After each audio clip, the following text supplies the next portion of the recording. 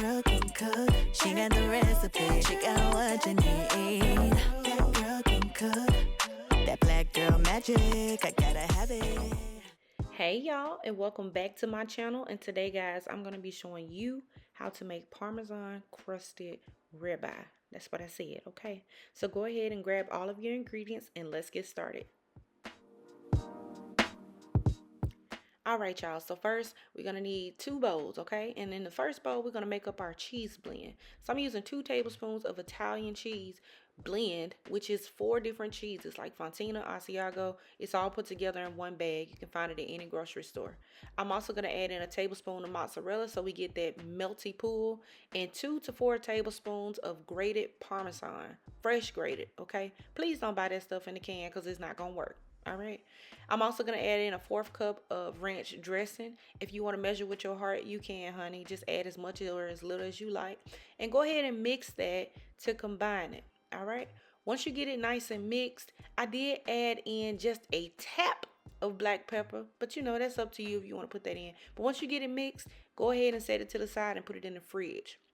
Now for our next prep, we're going to add in 1/3 cup of panko breadcrumbs, okay? Make sure that panko for that nice crisp. And I'm going to add 2 tablespoons of melted butter, a 1/4 teaspoon of garlic powder, and then I'm going to add just in a little bit of Cajun seasoning to taste. Now listen, remember this is only for 1 steak, okay? So if you think the measurements are off, look, just measure with your heart. Ain't nobody going to hurt you, okay? Now, I'm adding in some parsley for color because why not? And once you get all that mixed in, just go ahead and set it to the side because we don't need that right now anymore. All right? So we're going to go ahead and season up our steak. I have a boneless ribeye steak, okay? And it's a nice thick steak for the most part, okay? So I'm going to cook it to my liking, which is medium well. And the first thing we're going to do is go ahead and add some avocado oil. I'm using avocado because, y'all, it's not going to burn in my hot skillet. And that's what I want. And to that, I'm going to add on some coarse salt.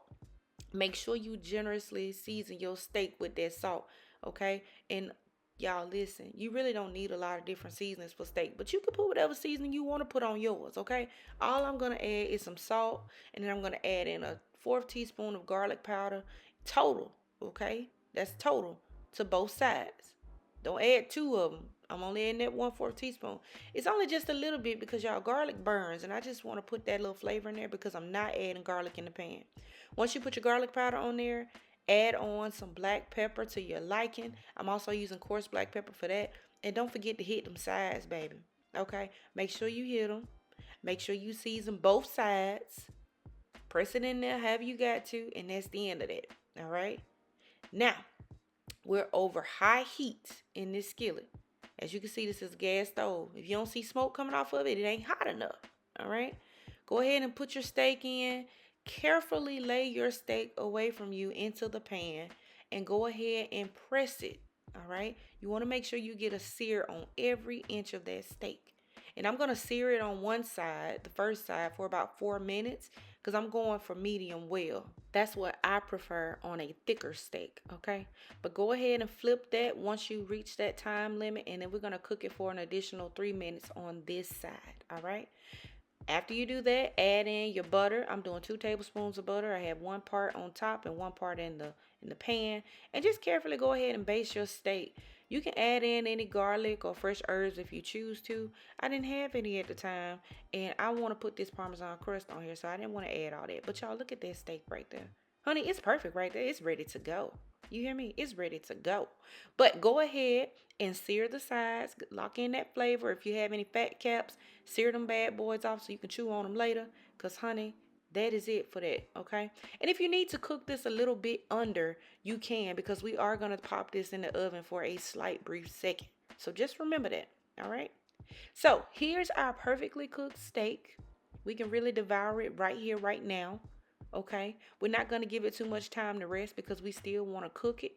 But look, I'm going to go ahead and take my cheese mixture that I made up out of the fridge and put it on top of my steak.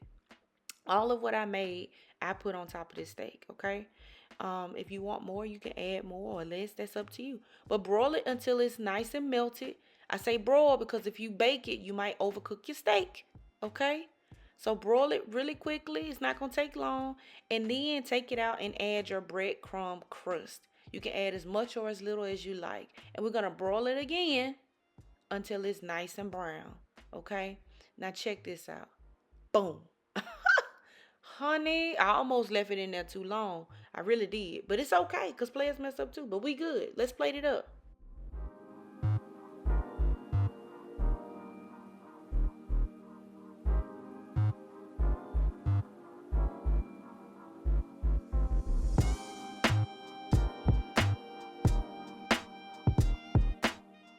And there you have it, guys. That is how you make a delicious Parmesan crusted steak. And as you can see, I paired it with a nice little salad and some sweet potato, and it was bomb.com. And this is the temp I was going for. Okay. So anyway, I want to thank you guys for watching. As always, thank you for tuning in to my channel. And if you try this recipe out, let me know down in the comments, and I'll see y'all next time in the next video. Bye.